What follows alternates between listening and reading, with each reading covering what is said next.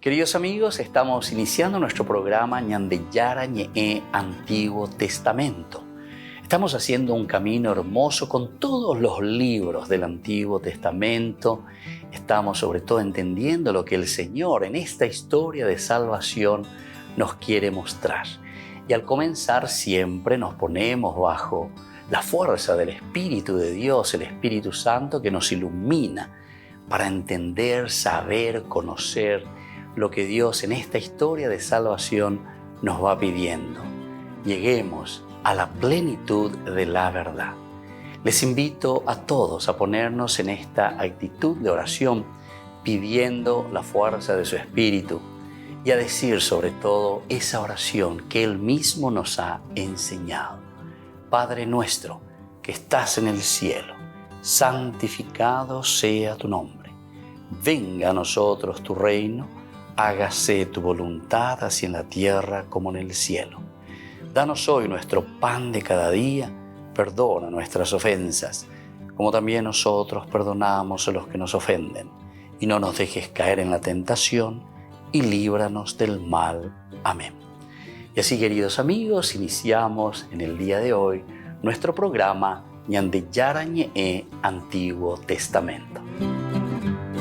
Bienvenidos a Ñandeyara Ñe'e, un espacio de reflexión donde compartimos con el Padre Víctor Luis Cabañas sus conocimientos sobre el Antiguo y Nuevo Testamento.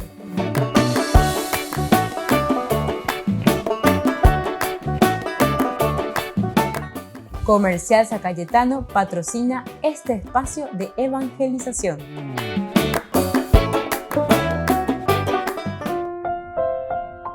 Queridos amigos, estamos iniciando con nuestro programa Ñandeyara Ñe'e Antiguo Testamento y estamos con el libro de Samuel, primer libro de Samuel, capítulo 22.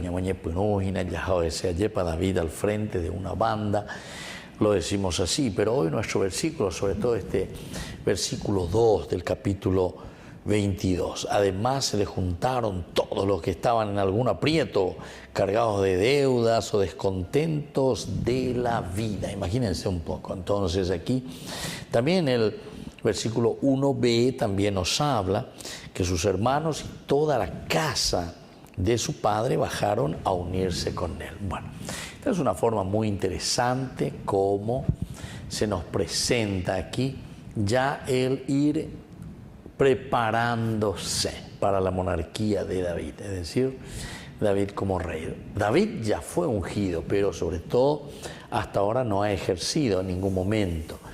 David sí ha luchado, ha batallado, por lo menos así nos contaba como Saúl, pero incluso Saúl tenía otras pretensiones, quería que David muriese en las batallas.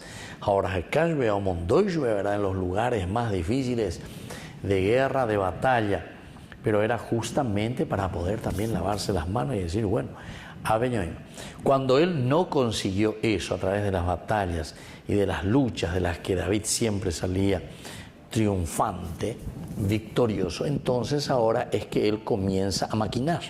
Y bueno,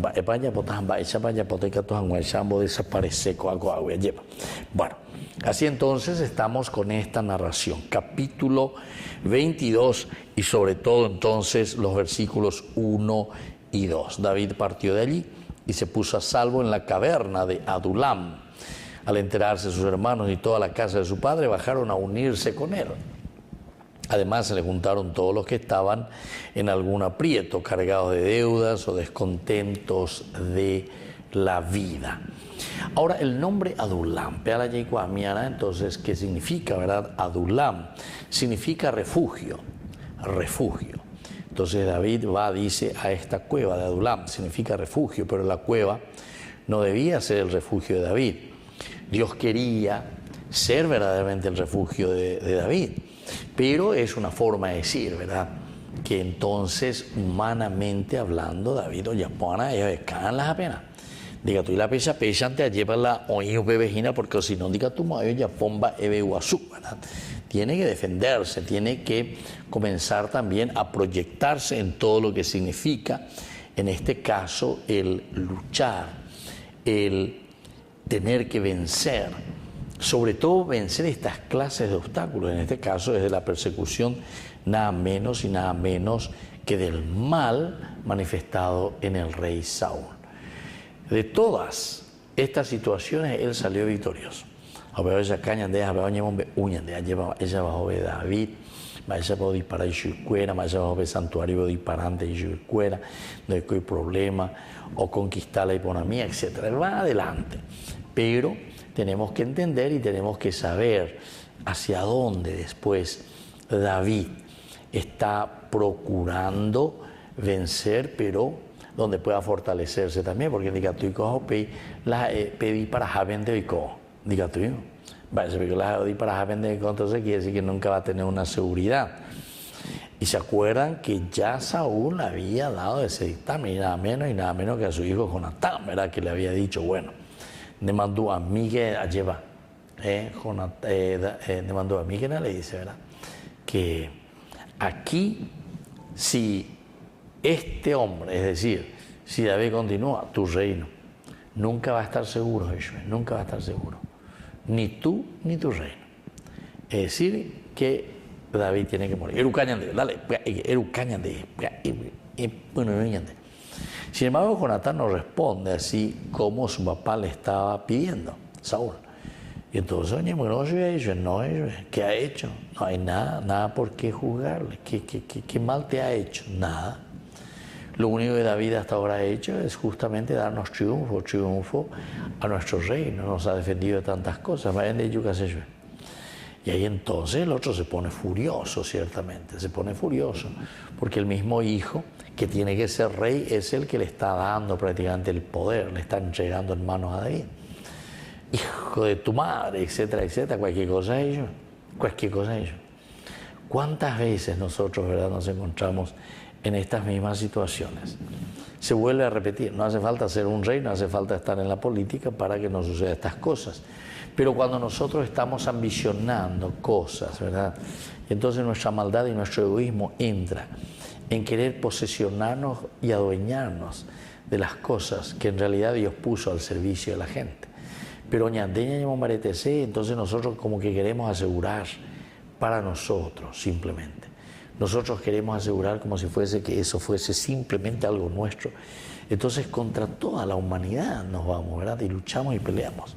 Bueno, y entonces en esta situación es que nosotros nos encontramos con un David que huye y dice que va y se mete, escapa, va a este refugio, es decir, a Adulam.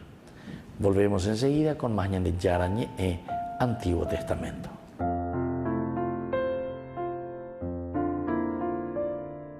Queridos amigos, les invito a todos ustedes a ser padrinos de Ñan de Yarañe. Su aporte es muy importante para seguir evangelizando. Ñan de Yarañe, ay de mí si no evangelizara. Les invito a formar parte de la Fundación Ñan de Yarañe. Con su aporte nos está ayudando a la evangelización de las familias. Sus aportes lo pueden hacer a través de Giros Tigo y también a través de la cuenta de la Fundación Ñan de Yarañe. Que el Señor Jesús les bendiga y multiplique su generosidad.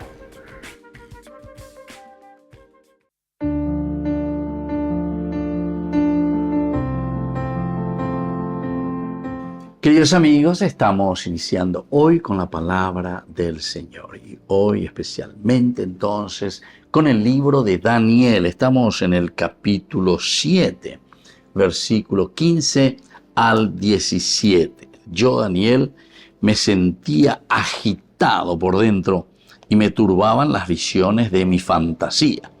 Me acerqué a uno de los que estaban de pie y le pedí que me explicase todo aquello. Él me contestó explicándome el sentido de la visión. Esas 4 fieras gigantescas representan 4 reinos que surgirán en el mundo. Pero los santos del Altísimo recibirán el reino y lo poseerán por los siglos de los siglos. Yo quise saber lo que significaba la 4ª fiera, diversa de las demás. La figura terrible con dientes de hierro y garras de bronce que devoraba y trituraba y pateaba sobre las otras con las pezuñas. lo que significaban los 10 cuernos de su cabeza y el otro cuerno que le salía y eliminaba otros 3 que los otros. Tenía ojos y una boca que profería insolencias y era más grande que los otros. Mientras yo seguía mirando, aquel cuerno luchó contra los santos y los derrotó, hasta que llegó el anciano para hacer justicia a los santos del Altísimo y empezó el imperio que habrá en la tierra, diverso de todos los demás. Devorará toda la tierra, la trillará y triturará. Sus 10 cuernos son 10 reyes que habrá en aquel reino. Después vendrá otro, diverso de los precedentes, que destronará a 3 reyes. Blasfemará contra el Altísimo e intentará aniquilar a los santos y cambiar el calendario y la ley. Bueno, queridos amigos, ciertamente que estas profecías se estaban ya realizando, es decir, en la historia en que se va escribiendo esta Biblia. Pero sobre todo a nosotros nos está queriendo enseñar que la fuerza del mal siempre se manifiesta, como dice Santo Tomás de Aquino, peagoye esas cajinas por causa segunda, o peagoye lleva ñandegola con ambas iba y ella cuando te está hablando de estas bestias, de estas fieras, que van triturando, que van matando a los demás, que realizan injusticia, umia ñande, a opear el añandé, ya esa peana. Por eso dice, estaba yo agitado, me acerqué, dice, y pedía entender, porque me turbaban esta misma fantasía.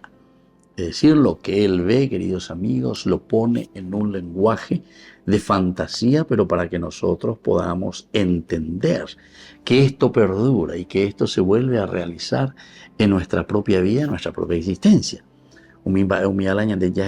Porque hay tantas fieras, tantas formas como vamos triturando la libertad, el deseo, los ideales de los pueblos, de la gente, de la familia, en fin. Todo aquello que es positivo, cuando aparece el mal, queridos amigos, nos damos cuenta que nos vemos opacados por su presencia. Pero hasta que aparece, cuando dejamos entrar la gracia de Dios, esta figura dice que aparece como hijo de hombre, que nos libera, que nos da la libertad y sobre todo, queridos amigos, que nos hace vivir de acuerdo a los preceptos y de acuerdo a los proyectos de Dios. Que la bendición de Dios descienda sobre cada uno de ustedes, el Padre y el Hijo y el Espíritu Santo. Amén.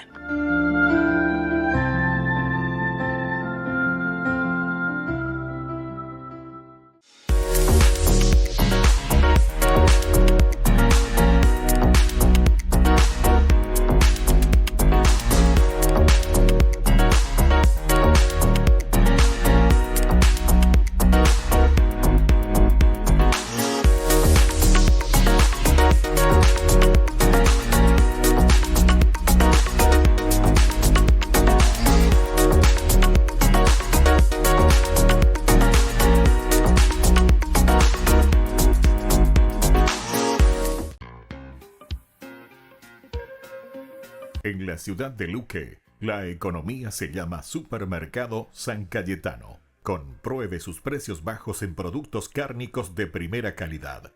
Panificados, verduras, vegetales, frutas, artículos de bazar, ferretería, ropería. Supermercado San Cayetano, Humaitá 168, Casi Capitán Vado, ciudad de Luque.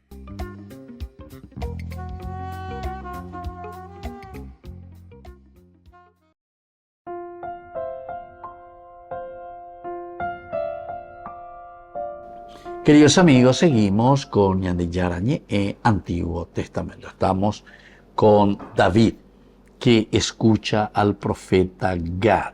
Él escucha al profeta Gad, procura entender, lleva la oñeñe e y el profeta Gad dice a David, no te quedes, ¿verdad?, en ese lugar. No te quedes en ese lugar. ¿Por qué será que Gad le está diciendo esto a David? David estaba buscando refugio. De cierta manera era el refugio para sus padres. Primero él va hasta la caverna de Adulam. Ahí encuentra un lugarcito como refugio, una tierra que le recibe ahí en ese momento, por lo menos, y ahí ya se le unen la gente, todos aquellos que estaban necesitados y que estaban cansados también, ¿verdad?, de cierta manera, de esa política del rey Saúl, y bueno, se le unen a David. Y seguramente que además de sus parientes, como dice aquí, muchos otros que ya habían conocido a David, que estaban endeudados, que estaban en muchas cosas. ¿Por qué?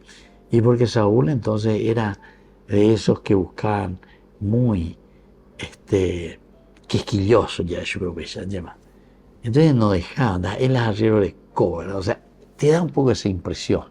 Todas las características, cómo actúa Saúl. Saúl es bastante entonces alejadito, ¿verdad?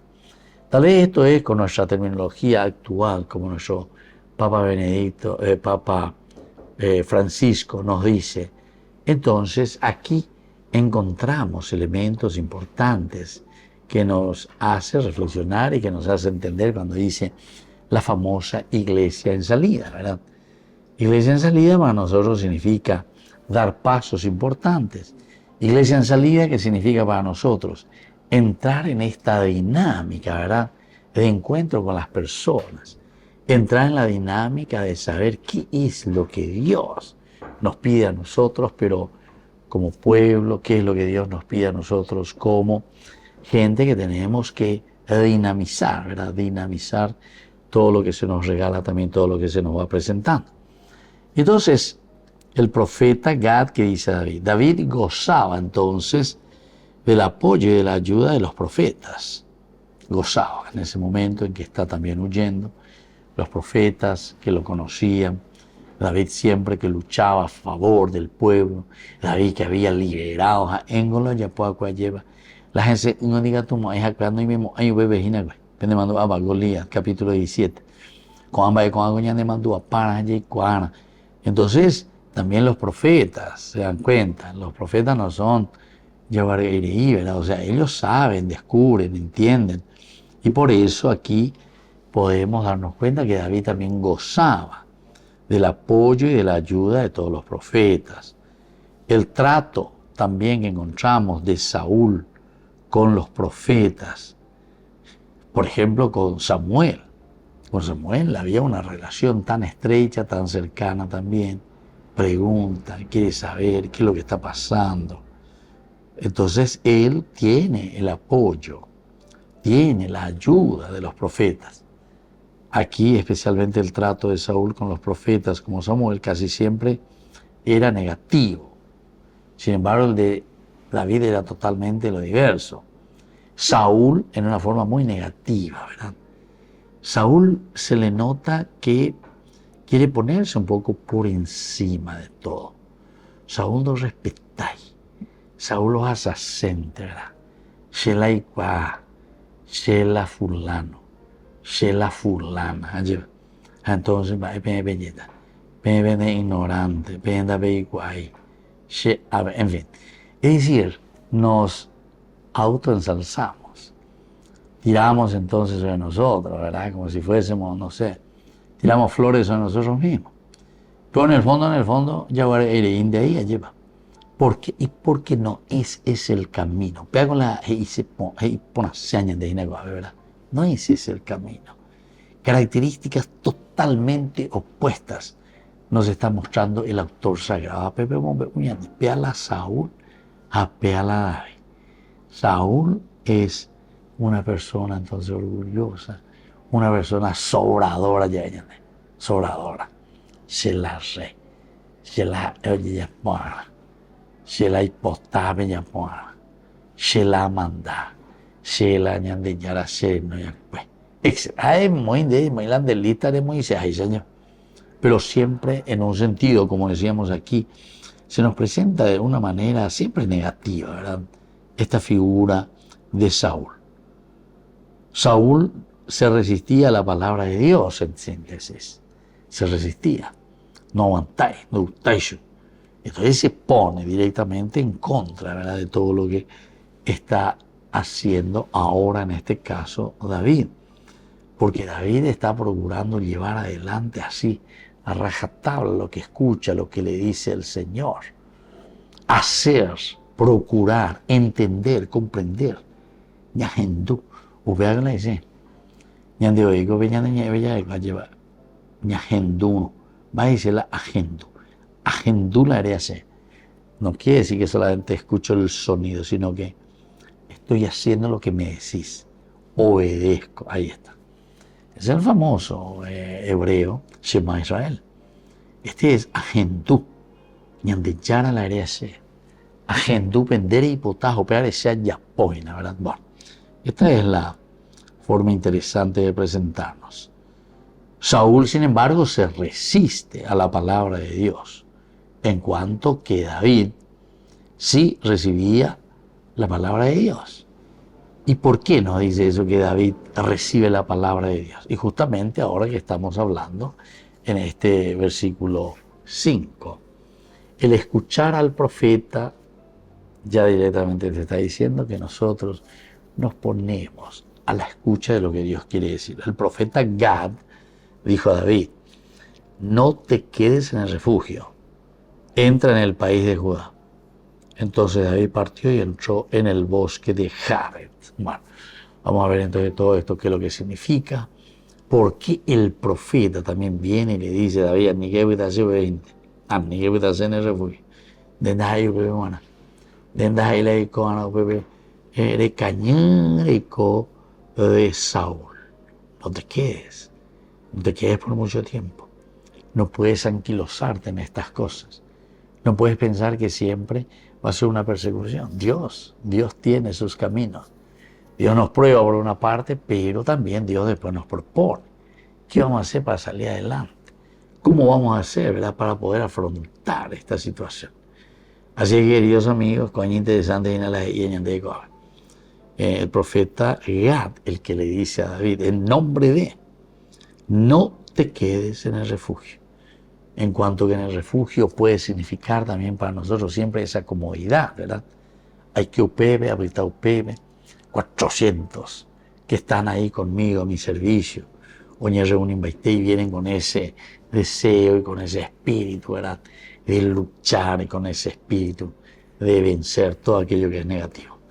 Volvemos enseguida con más Ñande Yarañe en Antiguo Testamento.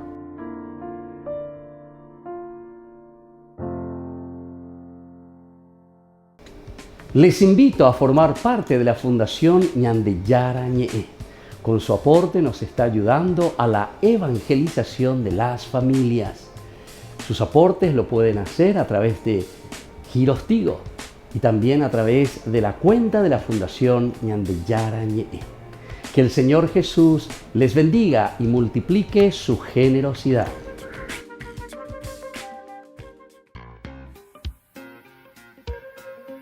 En la ciudad de Luque, la economía se llama Supermercado San Cayetano. Compruebe sus precios bajos en productos cárnicos de primera calidad. Panificados, verduras, vegetales, frutas, artículos de bazar, ferretería, ropería. Supermercado San Cayetano, Humaitá 168, Casi Capitán Vado, Ciudad de Luque.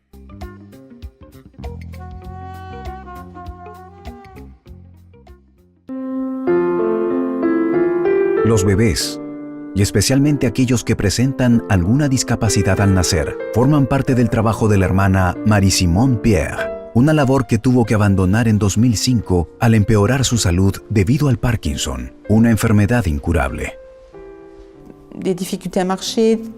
Molestias al andar, al permanecer de pie y más al estar en ayunas.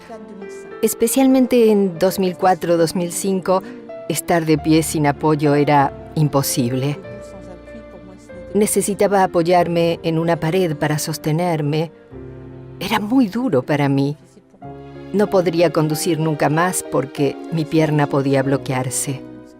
La enfermedad del Parkinson supone momentos de rigidez. En esta situación, y cuando ella ya había aceptado la enfermedad, las religiosas de su congregación comenzaron a acudir a la intercesión de Juan Pablo II, que había fallecido meses antes. Pedían que Sor Marie-Simone Pierre pudiera volver al trabajo. El efecto fue sorprendente. Recogí algunas cosas de mi oficina y traté de dejar el escritorio en orden antes de irme a dormir. Era alrededor de las 9:30 o 9:45.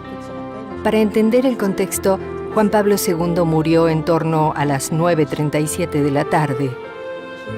Y nada más entrar en mi habitación sentí una especie de energía que me movía a escribir, cuando durante la tarde no lo había querido hacer.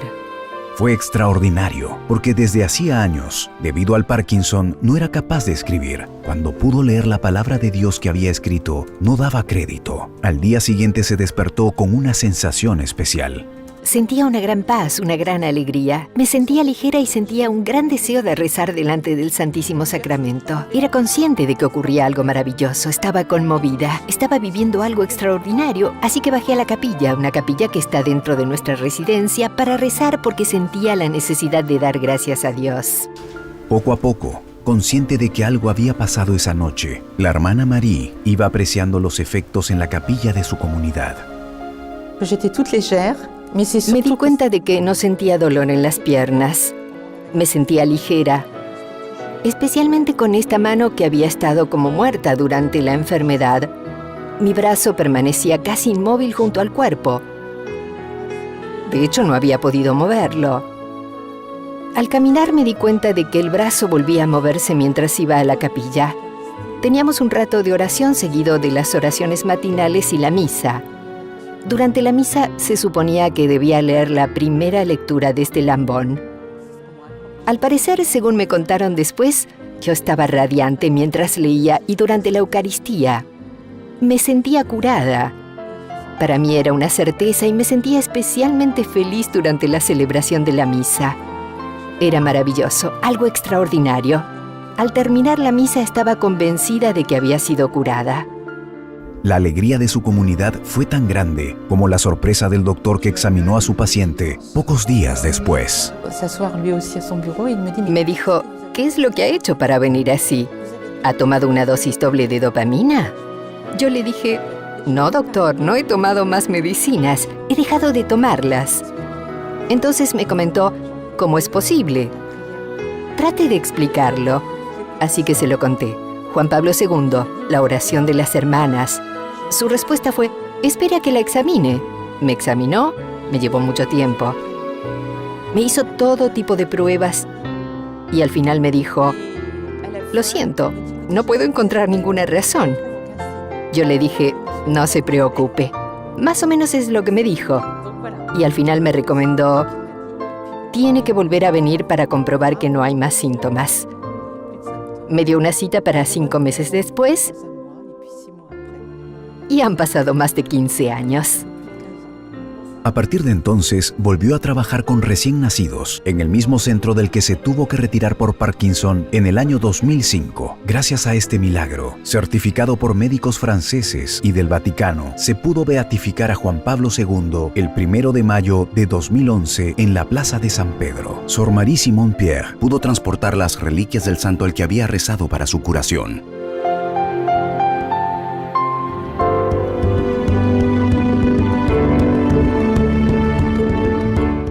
Hay un elemento que todos los que conocieron al Papa polaco destacan. Era una persona alegre que sabía disfrutar de la vida, con mucho sentido del humor. Uno de los encuentros especiales con jóvenes universitarios llegaba el domingo de Resurrección, en el Cortil de San Damaso. Allí pasaban un rato con el Papa, intentando que disfrutara con la música o con actuaciones divertidas. Eran momentos de familia que no se retransmitían al gran público. Solo después de su muerte se hicieron públicas estas imágenes que reflejan la sonrisa del Papa y su capacidad de conexión con ellos.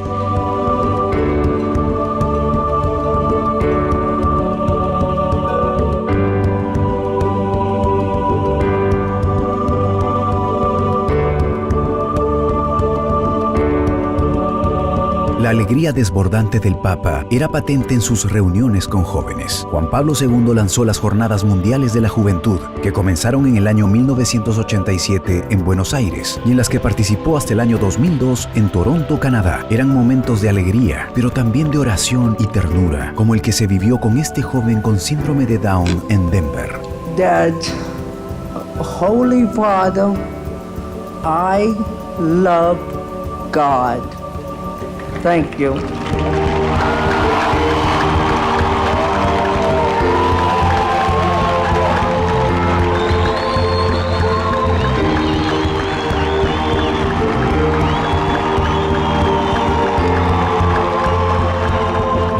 todo su pontificado, cuidó especialmente estos encuentros que atrajeron a multitudes. En Manila, Filipinas, en 1995, a la misa final del encuentro acudieron unos 5 millones de personas, el evento papal más numeroso de la historia hasta la fecha. Una de las escenas más emocionantes se vivió en la Jornada Mundial de la Juventud de Roma en el año 2000. El Papa era ya un anciano de 80 años. Difícilmente podía moverse, pero se esforzaba por seguir el ritmo de los jóvenes. Yo estaba a su lado y lo veía, ¿no?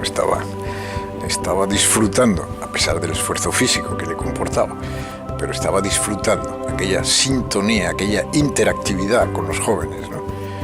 El movimiento de los brazos, acompañar las canciones, algún joven que se escapaba, pasaba a través de la seguridad, llegaba al Papa, gran alegría por parte del Papa, ¿no? Fue una cosa estupenda. Según Joaquín Navarro Valls, quien fue su portavoz durante más de 20 años, el contacto con la juventud revitalizaba al Papa por muy cansado que estuviera. Cuando volvíamos, el comentario, Santo Padre, que era largo aquello, ir, volver, Santo Padre se acababa, era estupendo, O sea, su comentario era, yo me habría quedado allí toda la noche, ¿no? Era un poco su actitud. Él tenía, sobre todo en los últimos años de su vida, cuando los límites físicos eran más notables y más evidentes, él tenía una gran capacidad rara en muchas personas, una gran capacidad de ignorarse. No se ignoraba. Tenías que preocuparte tú, decir, Santo Padre, y esto, descanse un poco. Él se ignoraba completamente. Allí, en esa explanada con millones de jóvenes, también hubo pequeños milagros. Entre quienes experimentaron una gracia especial durante ese encuentro está Joseph Kim, por entonces estudiante universitario. Lo más admirable de toda la experiencia fue la jornada final, la gran misa en Tor Vergata, donde dijo: si tienes vocación al sacerdocio o a la vida religiosa, no tengas miedo y sé generoso. Lo que realmente me impresionó fue que sentí que me estaba hablando directamente a mí. 2 millones de jóvenes, pero es algo que me dejó marcado a mí, especialmente cuando volví a las clases universitarias. Todavía me faltaban 2 años para terminar la carrera, pero esa invitación y la llamada a no tener miedo de seguir una vocación me transformó siendo estudiante de universidad. La influencia que tuvo Juan Pablo II en Joseph Kim no es algo aislado, al menos por su experiencia en California. Creo que muchos de mis compañeros en el seminario, incluso quienes entraron antes que yo, recibieron la influencia de sus virtudes y su personalidad. Su habilidad para conectar con la gente, a mi juicio, fue esencial para nuestra decisión de hacernos sacerdotes y el deseo de servir a los demás, como él lo había hecho, siendo imagen de lo que la Iglesia debía representar. Padre, Figlio, Spirito Santo, discenda su di voi e con voi rimanga sempre.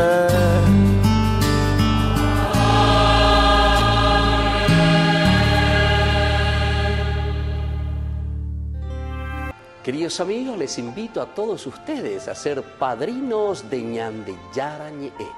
Su aporte es muy importante para seguir evangelizando. Ñande Yara Ñe'e, ay de mí si no evangelizara.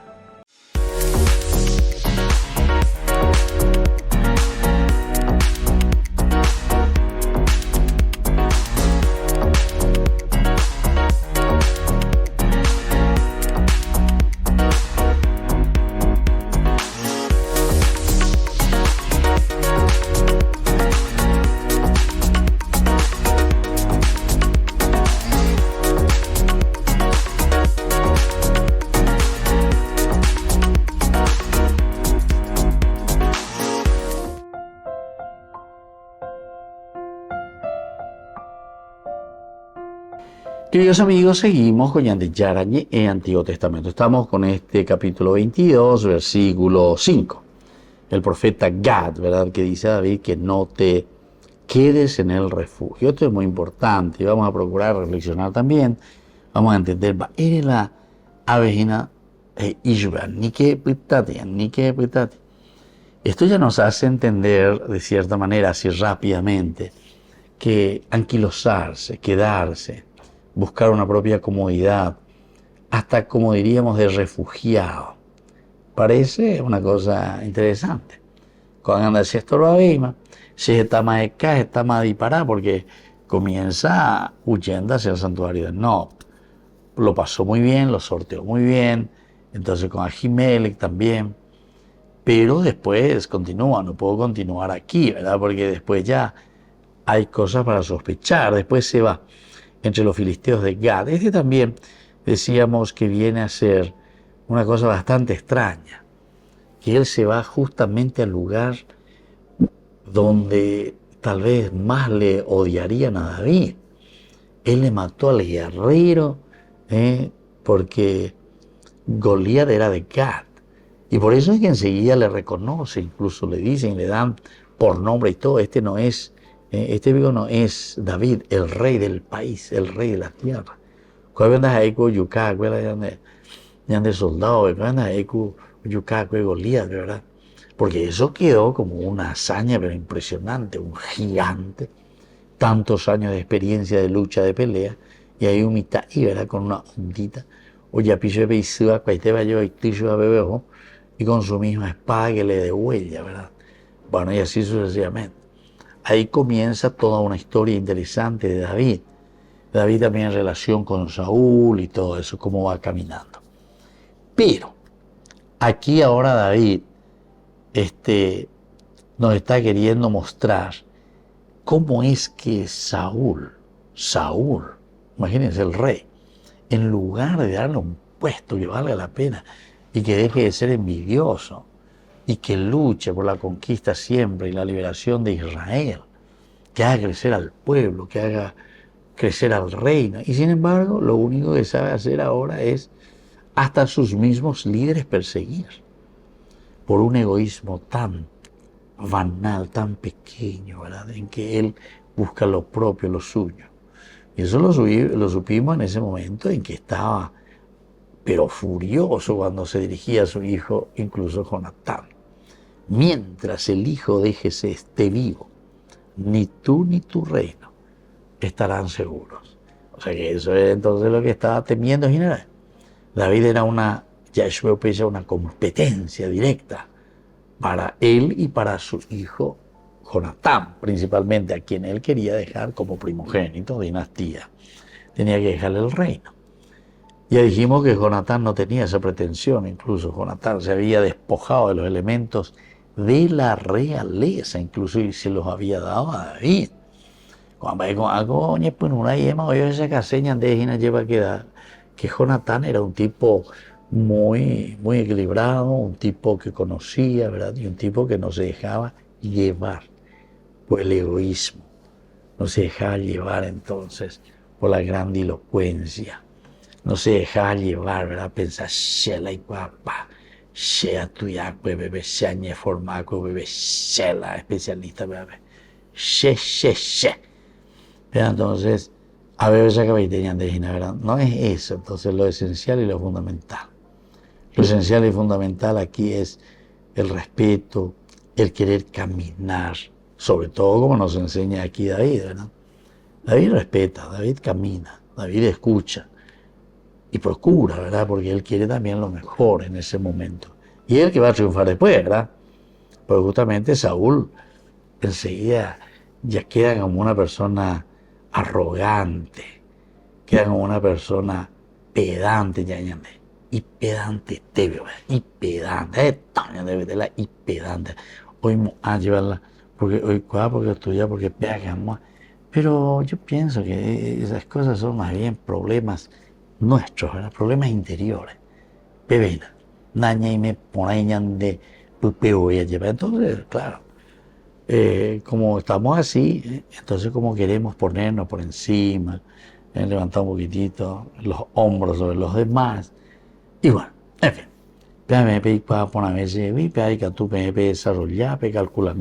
pero lo que aquí con las características y las actitudes, ¿verdad? Tanto de Saúl como de David nos quiere enseñar son estas características. Es características para tener en consideración y tener en cuenta. Y entonces, aquí le dice, vete a tierra de Judá, le dice. Gad le aconsejó a David que dejara su propia tierra, que regresara, ¿verdad? Que regresara al lugar fuerte del mismo Saúl. Hay que ver. Esto es lo que dijimos hace rato. Ya él se va a la caverna de Adulam. Es como que está entrando en sí mismo. Ustedes saben siempre que la gruta, la caverna, todo esto, ¿verdad? Porque tiene una entrada, pero no tiene pues salida, ¿verdad? Entonces uno dentro de la caverna, dentro de la cueva está ahí. Y entonces, cuando te habla de esto, es interesante porque nosotros podemos entender y podemos darnos cuenta que se nos habla y que se nos está diciendo que entrar en la caverna y estar en la caverna es como que nosotros, ¿verdad? Nos ponemos dentro, nos ponemos dentro de una situación de comodidad. Ya no es ver. Eso quiere decir, ¿verdad? Es como que somos recibidos ahí, estamos. Es como en el seno materno, ¿verdad? De que estamos ahí, acurrucaditos, allá, allá. Por eso es que enseguida el profeta Gad, mira, aparece de repente. Hasta ahora nadie habló de este profeta, y sin embargo aparece en este versículo 5. El profeta Gad, pum, le dice a David, no te quedes en el refugio, entra en el país de Judá. Entonces David partió y entró en el bosque de Jared. Bueno, vamos a ir mirando un poco entonces, porque a ver la caracúgina de Peña de Yeicuasea. Vete a la tierra de Judá. La tierra de Judá es el lugar donde naciste. La tierra de Judá es la que Dios te ha dado para que vos puedas liberar de Pepe la Juana en Bapo, Pepe la J. Reyapógina Pesia Girolande. Y por lo tanto, Gad le aconseja a David que dejara su propio lugar fuerte. Ese lugar donde él se estaba metiendo y donde él pensaba, ¿verdad?, que era lo esencial y lo fundamental, ¿verdad? Entonces, queridos amigos, vamos a ir agradeciendo al Señor por el día de hoy. Vamos a ir concluyendo nuestro curso bíblico y sobre todo también poner esto, ¿verdad?, como una enseñanza maravillosa para nosotros. Entender de lo más profundo que para liberar y para ofrecer lo mejor de nosotros tiene que ser primero una escucha. Aquí está el profeta Gad, pero luego también salir, dice, de nuestro lugar fuerte para ir en la conquista y en la lucha, pero ciertamente así como ya se nos ha presentado las características propias de un David que respeta sobre todo al ungido de Dios. Queridos amigos, les dejo la bendición del Señor, el Padre y el Hijo y el Espíritu Santo. Amén. Hasta la próxima con más de Yarañe en Antiguo Testamento.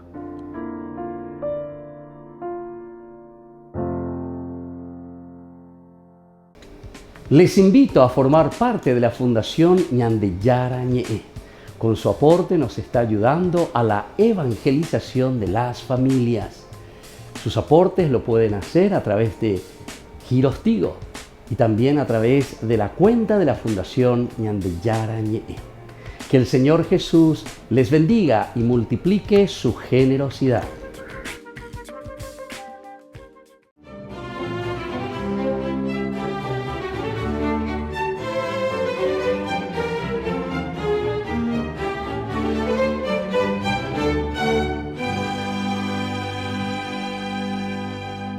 La rabia de Dioscoro iba en aumento porque en Nicomedia su reputación estaba por el suelo debido a la desobediencia de su hija Bárbara, que contra viento y marea se empecinaba en sostener su fe cristiana, y su vergüenza era mayor por el hecho de que en la ciudad él tenía fama de ser el defensor más fanático de los dioses paganos a los que ofrendaba sacrificios semanalmente. Y como ella se negaba sistemáticamente a hacer lo mismo, se sentía humillado hasta la médula, por lo cual, después de que él mismo la presentara a los tribunales y los jueces la condenaran a la decapitación, porque no pudieron someterla mediante torturas y vejaciones inimaginables de las que siempre salía ilesa, pidió autorización para ser su ejecutor y tras serle concedido ese dudoso privilegio, la condujo a una colina cercana a Nicomedia, seguido de una turba iracunda que pedía a gritos su muerte, y con ínfulas de vencedor, el desalmado padre le cercenó la cabeza de un tajo. Sin asomo de compasión, dejó abandonado el cadáver y comenzó el descenso entre los vítores de la morbosa aglomeración, pero no había caminado más de 500 metros cuando del cielo azul y sin nubes se descolgó un alucinante rayo que con puntería de francotirador dejó muerto en el acto a Dioscoro, y el trueno apocalíptico que siguió a la centella dispersó a la multitud despavorida y arrepentida. En los días siguientes, las conversiones se multiplicaron. Bárbara, nacida a principios del siglo III en Nicomedia, Asia Menor, era una hermosa joven cuyo padre Dioscoro, alto funcionario de la administración romana y uno de los custodios más celosos de las tradiciones paganas, quería a toda costa imponerle sus creencias. Pero la hermosa e inteligente muchacha lo cuestionaba sobre la legitimidad de esos dioses a los que ella calificaba de burdas hechuras humanas. Esa actitud altanera, según Dioscoro, no podía tolerarla, pues menoscababa su ascendencia social, por lo que castigó a Bárbara encerrándola en una confortable torre para alejarla de las miradas de todos y especialmente de la luz de pretendientes de toda la Haya, porque era muy hermosa, que la querían por esposa, dado que él tenía reservada a Bárbara para pactar mediante matrimonio alguna ventajosa alianza política al más alto nivel del imperio. Y como la consecución de ese objetivo estaba supeditada a una esmerada educación a la usanza de la corte, solo permitía el ingreso a la torre de los más calificados preceptores de Nicomedia, entre los cuales, al parecer, se coló un piadoso cristiano, discípulo del sabio Orígenes, que no solamente le aclaró sus inquietudes sobre los ídolos paganos, sino que la evangelizó, y al poco tiempo, subrepticiamente, Bárbara se bautizó y se adentró en las sagradas escrituras y en el misterio de la Trinidad. Como no podía exponer públicamente su fe, decidió, aprovechando la ausencia de su padre que cumplía una misión del Estado en otra provincia romana, agregar una tercera ventana a las dos ya existentes en la torre para completar la representación del Padre, el Hijo y el Espíritu Santo, y así se lo explicó al iracundo Dioscoro cuando a su regreso le pidió explicaciones, y para que no quedaran dudas, Bárbara se declaró cristiana y por lo tanto le recalcó que jamás aceptaría a ningún esposo diferente a Cristo. En el año 235, el desesperado Dioscoro, que no pudo persuadirla ni inducirla y mucho menos disuadirla, la maltrató físicamente hasta dejarla de cama. Pero la obstinada Santa Bárbara aceptaba todo en silencio con una dignidad desafiante que exacerbaba aún más a su atormentado padre, quien, impotente ante el coraje de la doncella, que apenas contaba 18 años, optó por denunciarla ante los tribunales y durante el juicio Santa Bárbara defendió con tal brillantez su condición de cristiana que buena parte del auditorio se bañó en llanto y se convirtió, pero no logró ablandar la dureza de los jueces que la mandaron a azotar. Luego la revolcaron en una cama de cerámicas cortantes, le cercenaron los senos y la arrojaron a una oscura mazmorra de la que la sacaron sana al otro día. Y entonces los magistrados le aplicaron otra tanda de suplicios que no le hicieron mella a Santa Bárbara. En vista de ello, ordenaron su decapitación y Dioscoro, para enjuagar su reputación, se ofreció de verdugo y una vez consumada su misión, un rayo le cobró el demencial filicidio. Santa Bárbara fue elevada a los altares por el Papa Pío V en 1568. Por eso hoy, 2 de diciembre, día de su festividad, pidámosle a Santa Bárbara que nos preserve de los rayos de la intolerancia religiosa.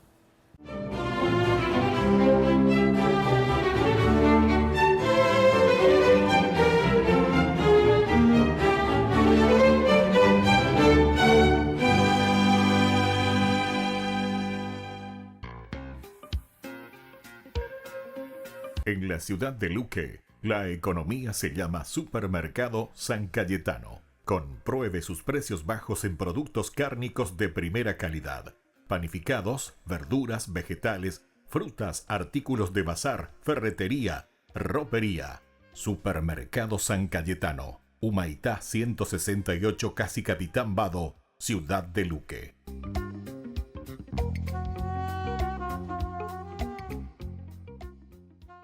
Queridos amigos, les invito a todos ustedes a ser padrinos de Ñande Yara Ñe'e. Su aporte es muy importante para seguir evangelizando. Ñande Yara Ñe'e, ay de mí si no evangelizara.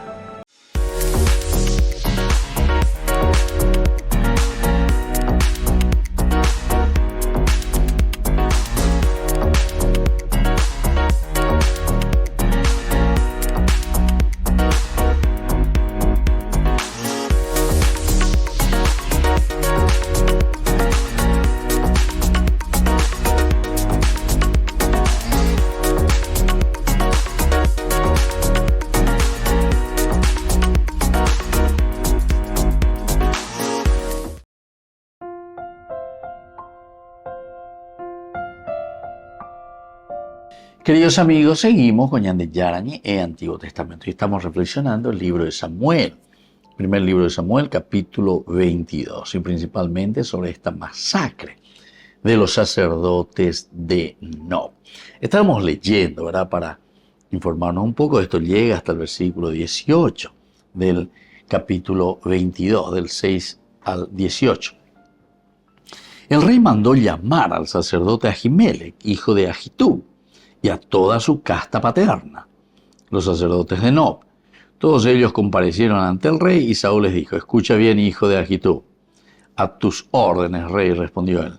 Saúl añadió: ¿por qué han conspirado contra mí tú y el hijo de Jesé? Tú le has dado pan y una espada y has consultado a Dios por él para que se subleve contra mí y me tienda acechanzas, como sucede en el día de hoy. Ahimelech respondió al rey: ¿hay entre todos tus servidores alguien tan de confianza como David? Él es yerno del rey, es jefe de tu guardia personal, y todos lo honran en tu casa. ¿O acaso es esta la primera vez que consulto a Dios por él? No, lejos de mí, que el rey no levante ningún cargo contra su servidor, ni contra toda su casa paterna, porque tu servidor no sabía absolutamente nada de este asunto. Pero el rey replicó: morirás sin remedio, Ahimelech, tú y toda tu casa paterna. Luego el rey dijo a los de su escolta que estaban apostados junto a él: vuélvanse y maten a los sacerdotes del Señor, porque también ellos están de parte de David. Aún sabiendo que él huía, no me lo denunciaron. Pero los servidores del rey no quisieron extender su mano para ultimar a los sacerdotes del Señor. Entonces el rey dijo a Doeg: vuélvete y mátalos tú.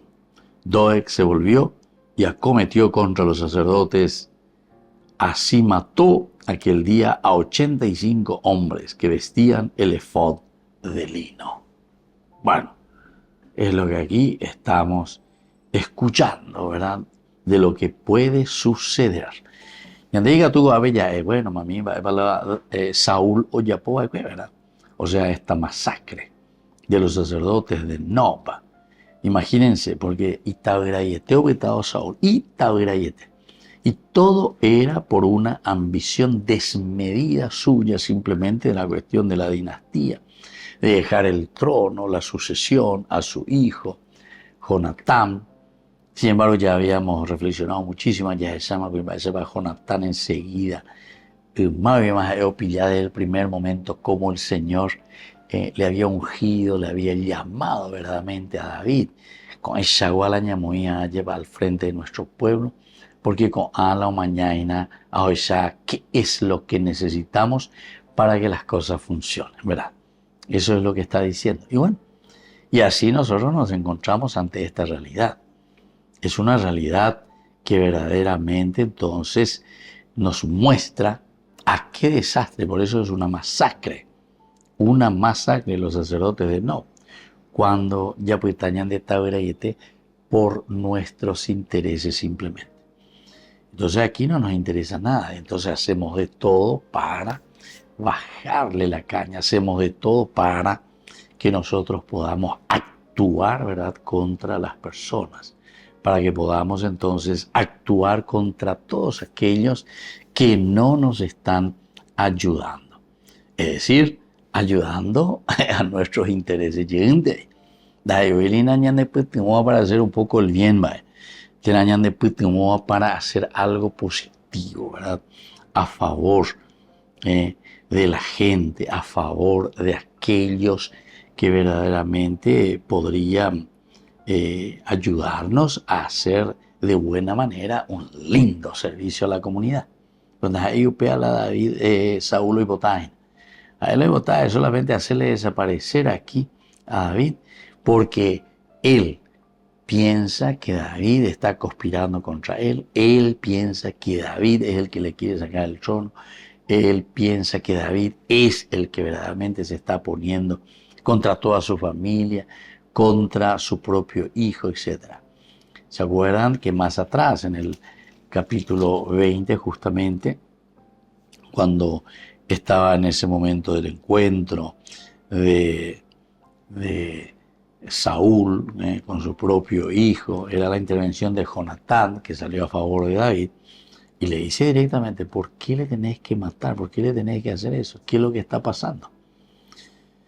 Y ahí, sin medir palabras, ¿verdad? Saúl, oye, poila y contra, le dicen, Saúl se enfureció contra Jonatán y le dijo, es en el versículo 30 del 20, hijo de una mala mujer, ¿acaso yo no sé que tú estás de parte del hijo de Jesé para vergüenza tuya y deshonra de tu madre?